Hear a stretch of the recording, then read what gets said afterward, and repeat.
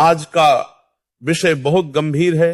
सोते समय की 5 सबसे बड़ी गलतियां जो जीवन को तबाह कर सकती हैं। बेटा, दिन में किया गया पाप मनुष्य को धीरे धीरे गिराता है, लेकिन रात की लापरवाही सीधा जीवन की जड़ें काटती है। क्योंकि रात केवल आराम का समय नहीं है। रात वो समय है जब आत्मा शरीर से संवाद करती है। रात वो समय है जब भगवान की कृपा का द्वार खुलता है। रात वो क्षण है जब शरीर विश्राम करता है, लेकिन मन, आत्मा और भाग्य निर्माण करते हैं। और अगर उस पवित्र क्षण में तुमने गलतियां की तो प्रभु की कृपा का दरवाजा भी बंद हो सकता है। तो अब ध्यान से सुनो, 5 सबसे बड़ी गलतियां जो सोते समय नहीं करनी चाहिए। पहली गलती, बिना प्रभु का नाम लिए सो जाना। बेटा, सारा दिन भले ही व्यस्त रहो, मन इधर उधर भागे, शरीर थके, लेकिन अगर रात को बिस्तर पर लेटकर एक बार भी हर हर महादेव ना बोला तो दिन भर की तपस्या व्यर्थ चली जाती है। जब सारी दुनिया सोने जा रही हो तो जो भक्त प्रभु को याद करता है उसके सपनों में भी ईश्वर आते हैं। जो बिना प्रभु का स्मरण किए सो जाता है वो अधूरा रहता है। बेटा, रात सोने से पहले शिव का स्मरण करो।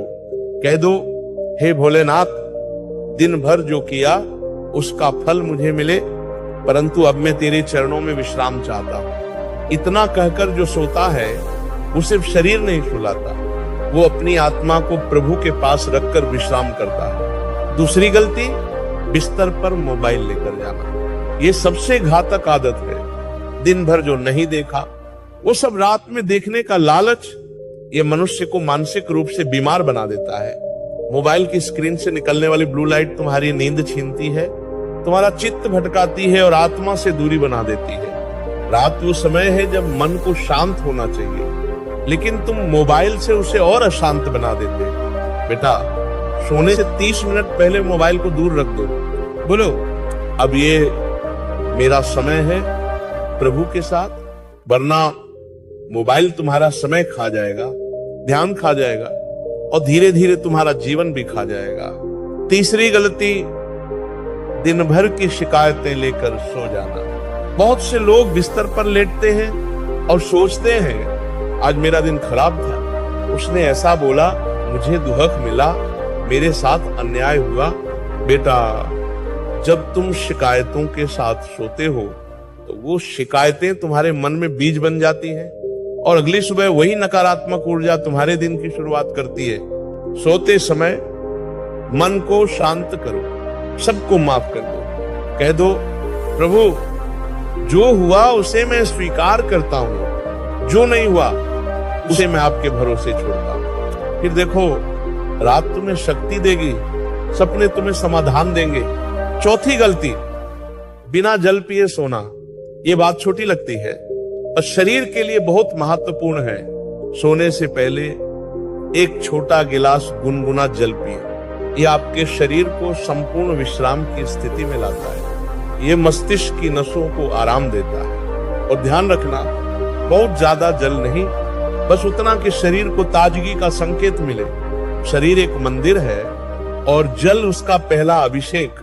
रात को दिया गया जल शरीर के भीतर एक ब्रह्मांडीय शांति लाता है। 5वीं गलती, बिना अगले दिन की योजना बनाए सो जाना।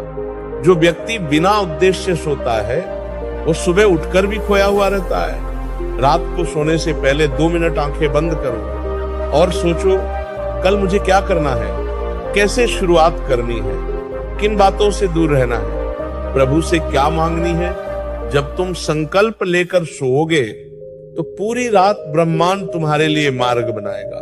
बिना योजना के जो सोता है वो बिना दिशा के नाव चलाता है, और दिशा के बिना जीवन सिर्फ भटकाव बन जाता है। अब सुनो, एक भक्त की नींद कैसी होनी चाहिए? एक भक्त की नींद प्रभु के नाम में लीन हो, शांति से भरी हो, सच्चे आत्म विश्लेषण से पहले हो और सुबह एक नए संकल्प के साथ जगे। सोने से पहले बोलो, हे महादेव, जो आज मिला उसके लिए धन्यवाद, जो नहीं मिला वो कल तेरी कृपा से मिलेगा। अब तू संभाल ले मुझे, मेरी आत्मा, मेरा शरीर, मेरा कल।